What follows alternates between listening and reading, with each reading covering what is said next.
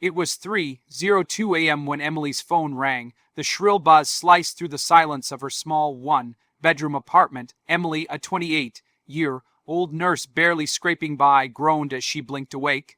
Her feet were still swollen from the 12-hour shift she just pulled at the city hospital, and she had dozed off still wearing her scrubs on her worn-out couch. Her first instinct was to ignore the call. But something told her to answer. "Hello," she rasped, voice still thick with sleep. "Please, please, I need help," came a panicked male voice on the other end. "My daughter's burning up. She's 5 years old, and I don't know what to do. Someone gave me this number. They said you're a nurse." Emily frowned. "I think you have the wrong number." There was a pause. The man's voice broke. "I'm sorry. I didn't know who else to call. I don't have money for a hospital. I thought, never mind." He was about to hang up. But in that pause, Emily heard something that pierced her heart, pure desperation, the kind that made a person forget their pride. And she remembered the nights from her own childhood when she had fevers no one came for, when her cries went unheard in the chaos of the foster care system. "Wait," she said softly, "what's your address?" Emily arrived at a worn-down trailer park 30 minutes later, her headlights cutting through the fog and darkness. The cold night air bit at her skin as she stepped out, clutching her old canvas medical kit. A man in a threadbare hoodie paced outside one of the trailers, looking like he hadn't slept in days. His eyes widened when he saw her. "You're the nurse," she nodded. "I'm Emily." Inside, the trailer was small and barely heated. A little girl lay curled up on a couch, cheeks flushed red, sweat glistening on her forehead. She whimpered softly, shifting in discomfort. Emily knelt beside her. "Hey there, sweetheart," she said gently, brushing damp hair from the child's face. "I'm here to help." She quickly assessed the child's symptoms. Fever, dry lips, fast heartbeat. "Not life-threatening, but dangerous if untreated.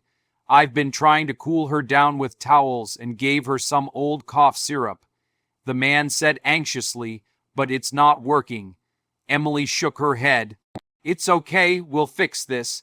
She administered children's fever medication she always carried for emergencies, applied a cool compress, and encouraged the child to sip water. The little girl clutched Emily's hand and whispered, "Thank you." Then, as her fever began to settle, she finally drifted to sleep. The man sank into a kitchen chair and let out a shaky breath. "I'm Jake. I don't know how to thank you. I lost my wife 2 years ago in a car crash. I've been raising Lily alone. I work 2 jobs. I just panicked tonight." Emily looked around the cramped home, the secondhand furniture, the dishes piled up, the faded photos on the wall of a woman with kind eyes holding a smiling toddler. "You're doing better than you think," she said quietly. As Lily slept peacefully, Jake offered Emily a warm drink. "I only have tea," he said apologetically, handing her a chipped mug with lukewarm water and a floating tea bag. "It's perfect," she smiled, genuinely grateful. They sat at the small kitchen table, speaking in hushed voices so as not to wake Lily. "You're a nurse at the hospital?" Jake asked. "Yeah, I usually take the night shifts. Not glamorous, but it helps pay the bills." She sipped the tea and looked around.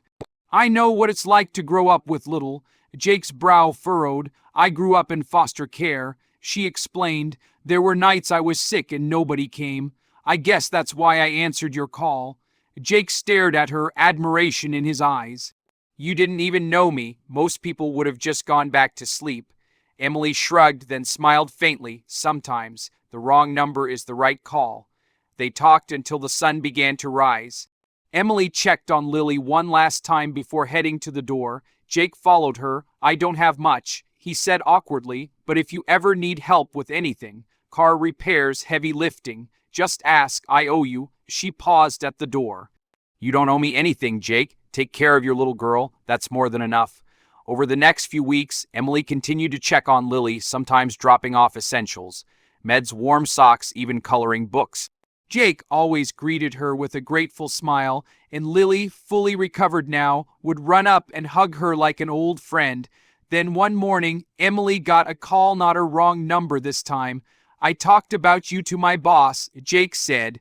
"We're launching a community medical outreach clinic through the company I work for. It's small, but we're looking for someone with heart, not just a fancy degree. They want to meet you." Emily's jaw dropped. "You what? I saw how you are with people. The job pays 3 times more than what you make now. No night shifts, and you'd help people like us." She went for the interview, and to her surprise, she was offered the position on the spot. Tears welled in her eyes as she signed the contract. For the first time in years, she felt seen, valued, stable. She called Jake that night. "You changed my life." He chuckled. "Funny, you saved mine." 6 months later, Emily stood at the front desk of the bright, cheerful community clinic. The waiting room buzzed with children laughing, elderly folks chatting, and parents grateful to have somewhere to turn. Jake and Lily were regular visitors, not because they needed anything, but because they had become family. One afternoon, Lily ran into the clinic with a drawing. "I made this for you, Nurse Emily." Emily unfolded it. It was a crayon picture of the night she had come to their trailer. Emily was drawn like an angel, with wings and a halo. "Daddy says you saved me," Lily said, hugging her. "Are you an angel?" Emily knelt down, touched her nose, and smiled. "No, sweet girl, I just answered a wrong call." But as she looked up and saw Jake standing at the door, smiling warmly, eyes filled with gratitude, she realized something. That call wasn't wrong at all. It was meant to be. Sometimes the smallest decision, a late night choice to help a stranger, can ripple out in ways we never expect. Emily's act of kindness didn't just heal a sick child. It healed old wounds, opened new doors, and stitched together a family that had been broken. Because the truth is, showing up matters, even when the call seems wrong. Especially then.